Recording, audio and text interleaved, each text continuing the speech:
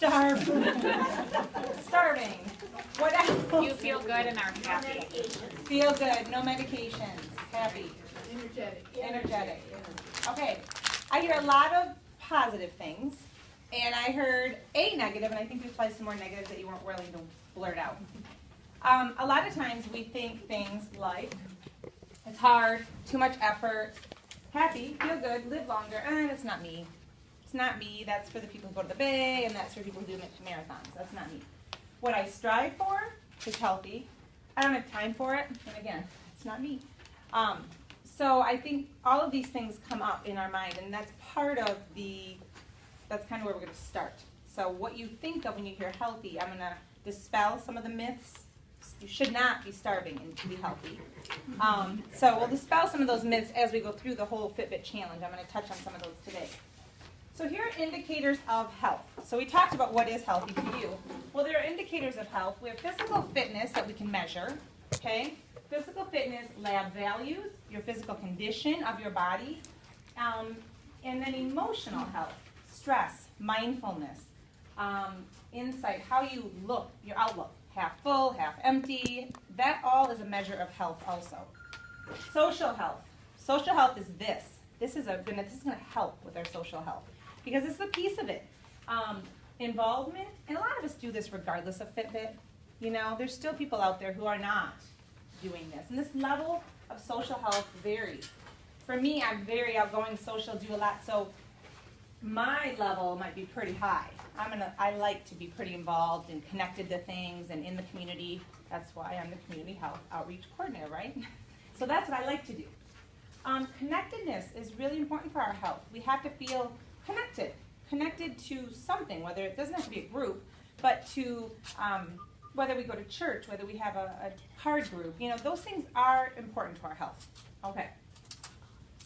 So what do we have control over? Because that's what I'm going to continue to talk to you about. There's a lot of things that indicate if we're healthy or not, but there's some things we cannot control. So why continue to dwell on those things when there's a lot we can do? So what we eat, we have control of that. Sometimes it may feel like you don't, but we do have control of that.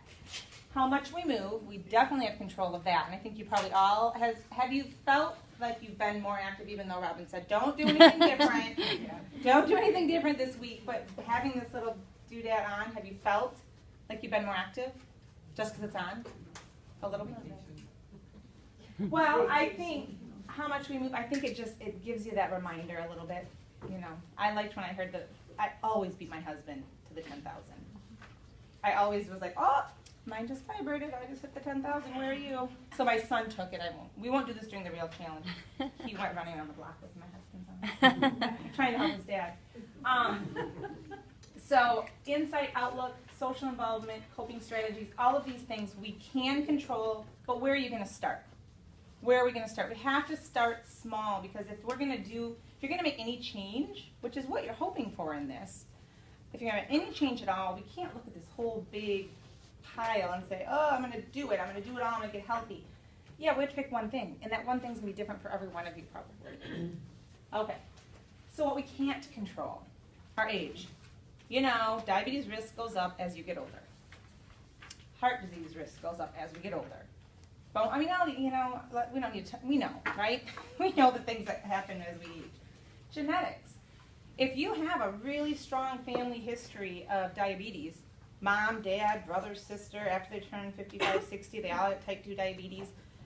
Well, you cannot control your genetics, but can you control if you get diabetes or not?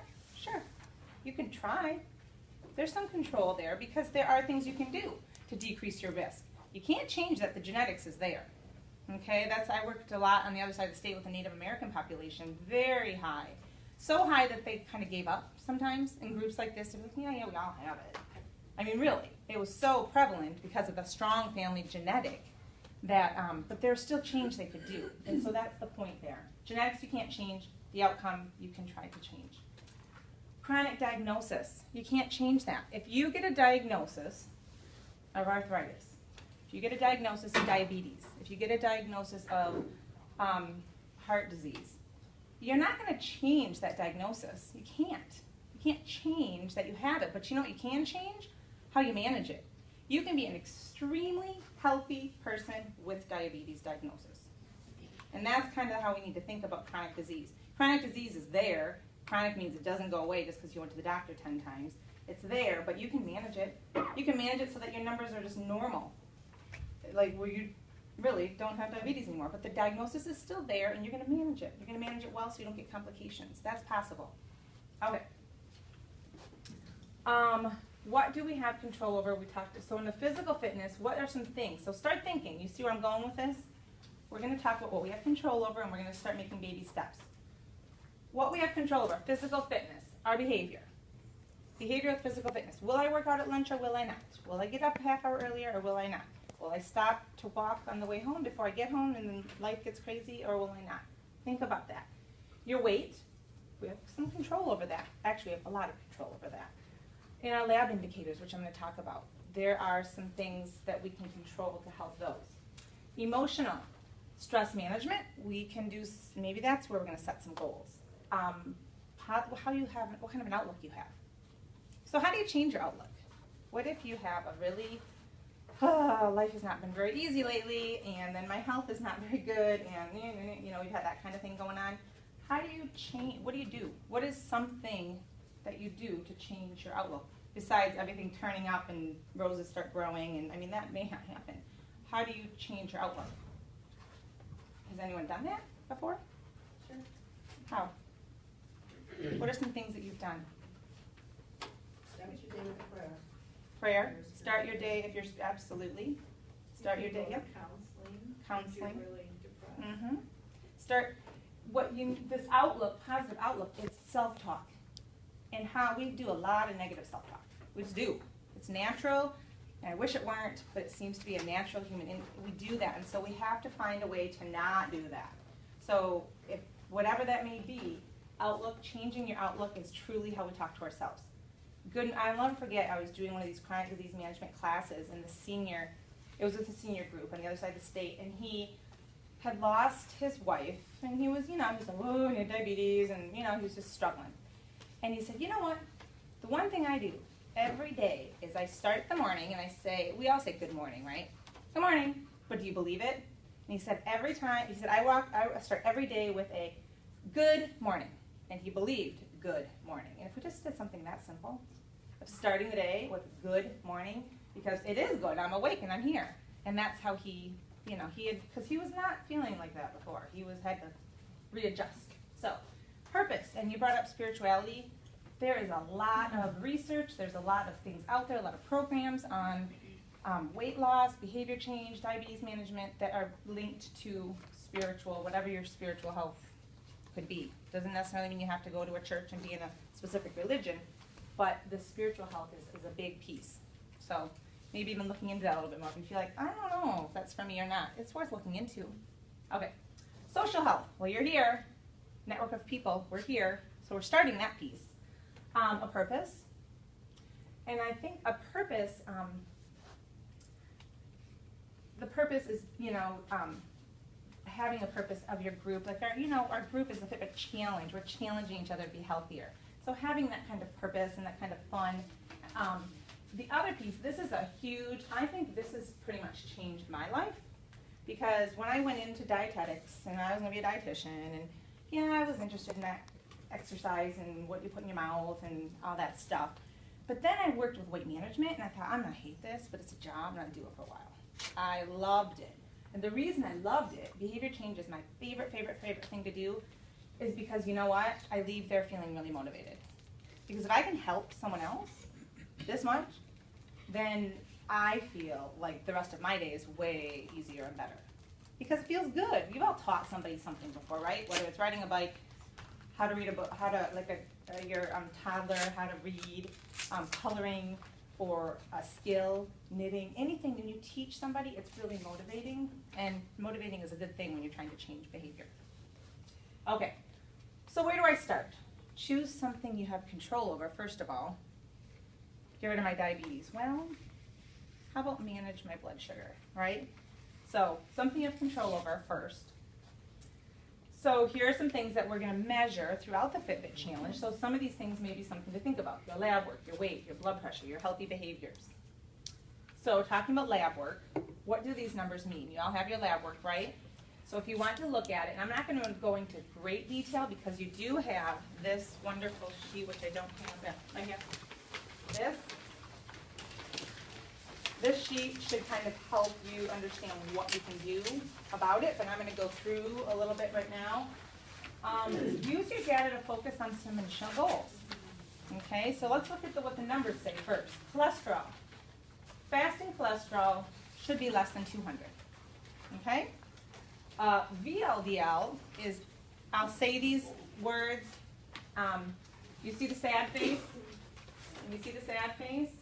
VLDL is very low density lipoprotein. LDL is low density lipoprotein. So low and very low. We don't want those numbers high. Okay? Those are dense, mean clog, mean stick, mean that's not good in blood terms, right? We don't want clogging, we don't want sticking, we don't want that. High density HDL, so you can think of this as lousy and happy. Okay? That's how I always remember it. Happy cholesterol are high density lipoproteins. We want those high. And you know, I always use myself as an example here because this is one that I can sort of brag about, not everything, and believe me. I wouldn't bring all my numbers and all my health issues out here. But this is one, we have good genetics in my family. So what has happened is this number, your total cholesterol, mine was at 204 once. And I was working in a hospital, we were doing wellness up in the UP, and one of the nurses, you know, he shouldn't have looked, but he did, and whatever, you know. He saw it and he's like, Melissa, the dietitian, hey, with a high, he was giving me a hard time because we kind of had that relationship. And I said, hey, look at the rest. So this HDL was really high. That happy, we want it high, right? So just because my cholesterol was sort of elevated, you know, it was like 202, I think, or something. I had zero risk for any heart condition because my HDL is so high. You can now think of this. LDL are lousy and they clog and they hang on and they're there. HDL are happy and they are like a bus that is scooting on through your blood and they're like picking up all the lousy. So if you have a lot of buses to get rid of the lousy, you're good.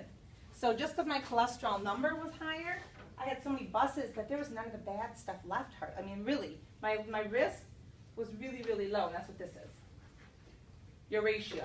So you have a total number and you have the good number, and your ratio of those two is really what you're talking about when you're talking about risk for heart conditions or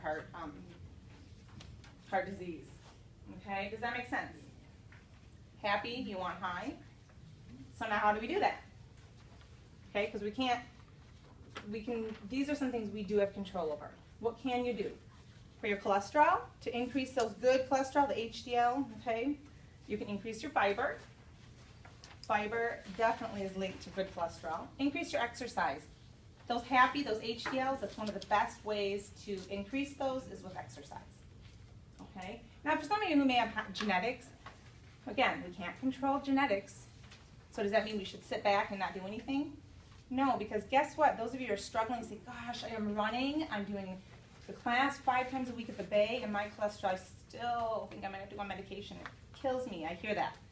Well, you can't change the genetics, and look at how many things you're doing right.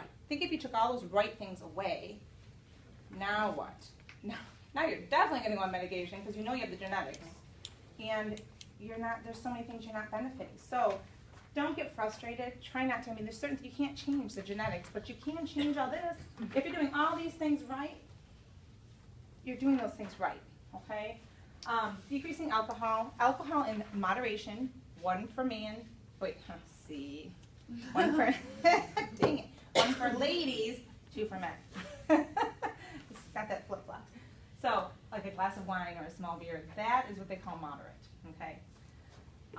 More than that is linked to not helping your cholesterol. Trans fatty acids, where do you find these buggers? In everything. Start looking at your labels. Hydrogenated fat are these. And those are very much so linked to cholesterol, bad cholesterol, okay? And other bad things. And a bunch of extra calories and no nutrients. If we're going to get a healthy weight, we don't have enough room for a bunch of junk calories. Once in a while, a glass of wine is junk calorie, or some Doritos with your chicken breast sandwich that you had at a grill.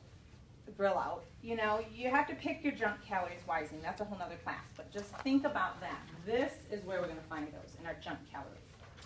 Increase your healthy fats, okay? And in your paper, it talks about that. The healthy fats are going to be any of your non-animal fats, okay? Like your nuts, your seeds, your good oils like olive oil and things like that. And we'll have other classes to talk, or there'll be more information, whether it's classes or information on the internet, that will help you with some of that. Maintain a healthy weight. All of those things we can do to can help control cholesterol. What about diabetes? So diabetes, we have fasting glucose. And we did the fasting glucose and, we did the A1C. We did both. A1C. Both are on there. No, just the A1C was on there. I just looked at my results. Right here. The A1C is what we looked at, yes. So, and you know why we looked at the A1C? The A1C, it's a new measure of diabetes because it gives us more of a picture than just that one night. Maybe you went out that night before, and even though you fasted 12 hours, you really overdid it that day. Then that's not the best indication, one fasting blood sugar. This A1C is an average, okay? So, if you have normal blood sugar, you're right here. Good to go.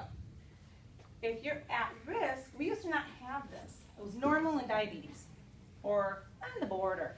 There's not on the border. You're either at risk or you're not at risk, okay? And if you're at risk, this is, instead of saying, yeah, let's wait till it turns to diabetes, which is kind of what we used to do, by saying, yeah, you're just borderline. No, now we say, yeah, you have pre-diabetes, so let's do something about it.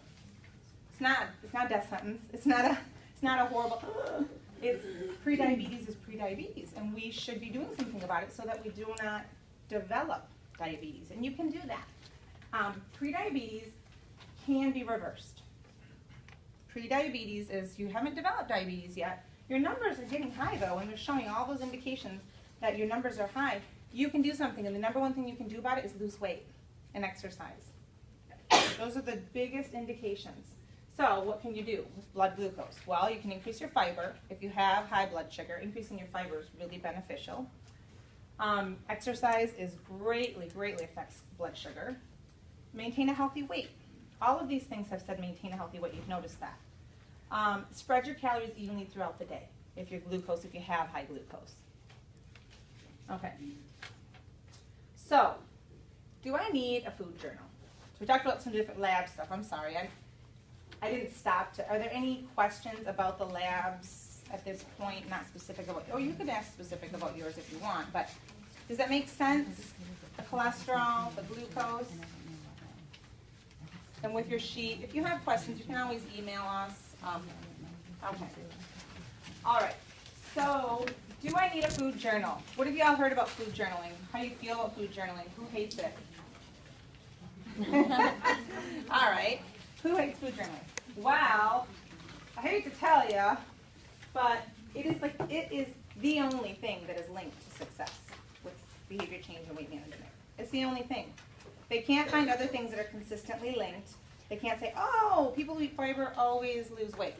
They can't say that. They can't say, oh, people who do this consistently lose weight. But what they can say is people who journal consistently lose and keep off weight. So darn it. All right. That being said, I hate to journal, but I am an automatic journaler, I think, because I've learned to be very mindful with what I eat. I don't even really make a decision on what I'm eating for lunch until I thought about what I had for breakfast and what I'm having for dinner in my head. Now, I don't have it all planned out perfectly, let me tell you, but is it going to be a quick night? You know, are the kids going to ball games? It's going to be quick. Okay, I'm going to have a really nice, I'm going to add lots of vegetables to my lunch right now because I know it's going to be a quick night at home, probably pasta and red sauce, you know. So I have nights like that. We all eat like that, or we run through fast food once in a while. So in my mind, I'm always thinking that. Not where I'm obsessed, because I'm definitely not. I do not obsess about food, but I'm very mindful about food and what I'm eating. And that's where you kind of want to get, and journaling can help you get there. Now, my idea of journaling is not, and I think y'all picked up a journal sheet, it is not for you to obsess about the calories. Please don't go buy the Bible that's this big, because it's not a Bible, and there's new foods out every day. How can any book have every single food item? That's my theory. Now, there may be someone out there who says, I like that book. I like that book, I like to count the calories, it keeps me on task, then that works for you. The idea of journaling is what will work for you. My idea is once in a while, and that's why I love this little Fitbit, because I'm going to start doing that. I haven't done it yet on Fitbit, and we'll talk about that at the end if we have a few moments. You can journal on your Fitbit, you can write it all in. I haven't started doing that yet, but I think I'll do it like once a week. One weekend, one weekday, just to give myself an idea. Because you know what, even though I think I'm getting it, I have no idea how many of those at the Sandy's, had a few drinks, and then came home and had a burger. I'm like, gosh, maybe it was more than I thought. You have two, you're sitting out at the boat and you have one drink, you don't realize, especially in the summer. So it's a good idea. You're out at a barbecue and you have a salad and this salad and you start, so once in a while adding it together isn't a bad idea. But to obsess about it, I think that's why people hate journaling. They don't want to admit it, they want to write it down and see it in front of them, right?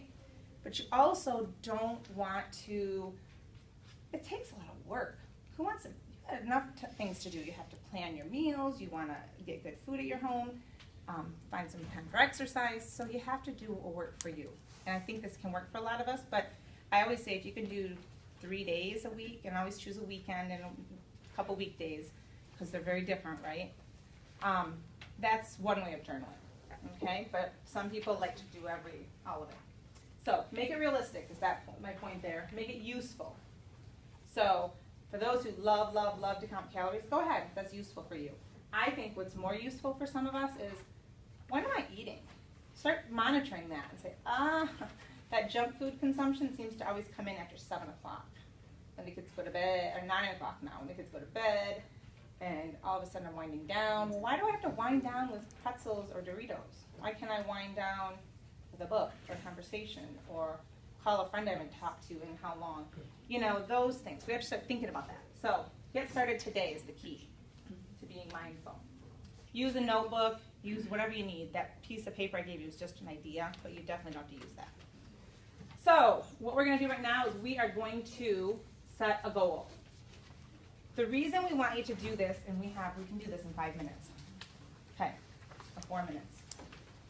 You have a sheet in front of you. What I would like you to do is, we need you to feel success in order to be motivated.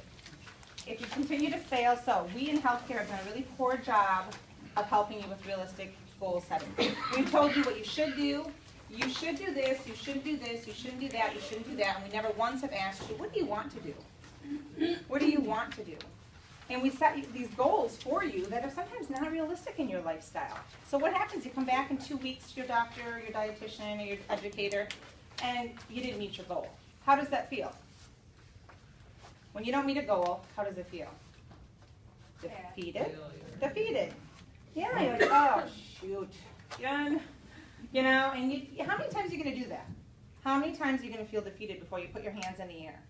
So, this being said, a goal, setting a goal, behavior change, you're comfortable, you're riding the horse, things are going good. This is how it should be, right? You never want to get to the point in your healthy life where you throw your hands in the air and say, forget it. I don't care about the exercise right now. I don't care about the food intake. I don't care. You can say, I'm gonna set my limits way out here today. I'm gonna be really lax with myself, but don't ever do the I don't care, because that's when we backslide. And that's when we have these good things going and we backslide. So think about that. That's why you have to be realistic. So let's set a goal. Get your sheet out, if you will. Something you want to do. Think about all the things we just talked about. It doesn't have to be related to Fitbit and health. But if you can, you're going to start moving yourself along. But you should be able to think of something that you would like to do that's related to that. There's stress management up here, right? There was getting connected more. If you feel like, gosh, I work and I go home and I don't have any connectedness in the community or in my church, maybe that's what you'll work on. Whatever you're feeling that you would like to do at this point. So if you hate exercising today, don't set that as your goal. Okay? We hope that changes, but don't set that as your goal today. So measure within 1 week. So you're going to do it. We're not going to see you again in 1 week, but I'm going to be sending some stuff, some follow-up. So I'm going to follow up with you on this. Within 1 week, what could you do? How will you do it? How often? And when? And key is, I need to get one of those sheets actually. Do you have one we can do? Thank you. So the key is at the bottom, how confident are you that you can do it? If your confidence is less than a 7, 10 being the highest, 1 being in the dumps, the no way I'll ever do it, then don't do this goal. Modify it. So let me give you an example. I am going to run 2 miles a day, 6 days a week, 2 miles, 6 days a week in the morning before I get out of work, before the end of my day. If I set that goal, what's the confidence this week that I could get there? 3, because I have a birthday this week, I have All-Stars with my son, I have my daughter's in camp. Are you kidding me? I have to get them to date, I have to get them places in the morning. That's not gonna happen. I'll do other things, but that's my point. Even though it's a good idea and it's doable, this week, it's not doable to do 2 miles in the morning before my end of my day. Some days I have to go for a walk at night. I can't fit it in the morning. I have to be here for whatever event is going on. So do that if you will. Give yourself a little bit. Actually, we don't have time today to do in class because we don't want to keep you over. How long are we supposed to be here? I'm sorry. Oh, we have 15 minutes? Well, depending on whether people have half-hour lunches, that's why I wanted to keep you Okay, well, I shorter. would love for you to do it here, right now. I think it's going to be really beneficial because I'm going to pick on a few of you to share this. If you can write something out, think about it, I'll give you 45 seconds. If you can think about something in the next week that you want to do, remember, want to do is key, and you need this. Okay.